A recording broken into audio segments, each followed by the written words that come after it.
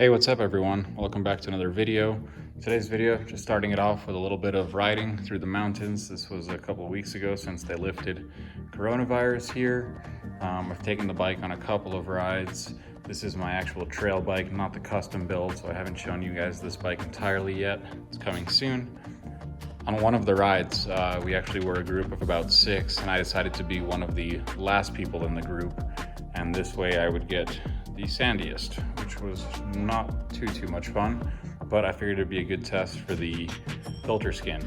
So today we're gonna go ahead and dive into the filter skin. So let's tune back to the garage and start taking the seat off and taking a look at how the filter skin looks and how the filter looks underneath.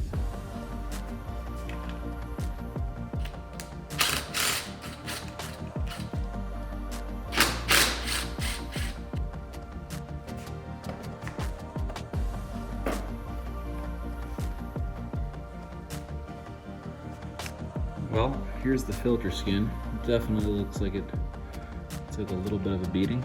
If you remember, it was just white and blue when I first put it in.